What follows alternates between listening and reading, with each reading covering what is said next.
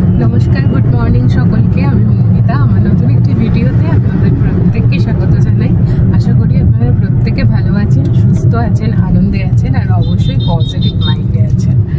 তো আজকে সকাল সকাল আমরা বেরিয়ে পড়েছি। আমি অবশ্যই নিজেকে তুমি যেভাবে ব্যাখ্যা করতে চাও, আমি তো ব্যাখ্যা দিইনি, মাঝে মাঝে দিই, মাঝে মাঝে দিই না।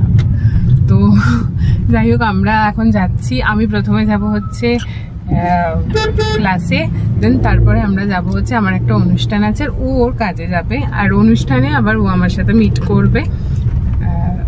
অল্প একটু অংশ যদি মানে ও চলে আসে তাহলেই সেটা পসিবল কি আপনাদের প্রত্যেকের সাথে শেয়ার করব।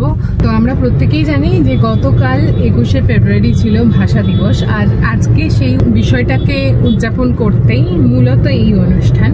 সেটা হচ্ছে বৌদ্ধ ধর্ম মন্দির, যেটা ওই প্রপার লোকেশনটা হচ্ছে ওই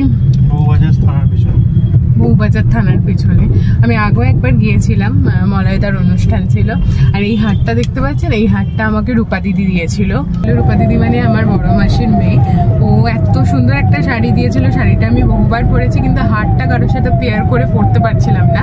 আর এইটার সাথে আমি যতবার, এটা আমার বহু পুরাতন একটা শাড়ি, তো যতবার কোনো না কোনো অনুষ্ঠানে পরেছি, এর সাথে আমার একটা হার আছে ইয়েলোর সাথে ব্লু এর কন্ট্রাস্টে, কিন্তু ওই হারটা ডোম জুড়ে আছে। তো ভাবলাম কি পরা যায়, কিছু যেগুলো নিয়ে এসেছি তার মধ্যে দেখলাম এইটা পরা যেতে পারে, তো সেই জন্য এইটা পরা। তো যাই হোক, অনুষ্ঠান থেকে কিছু মুহূর্ত আপনাদের সাথে শেয়ার করছি।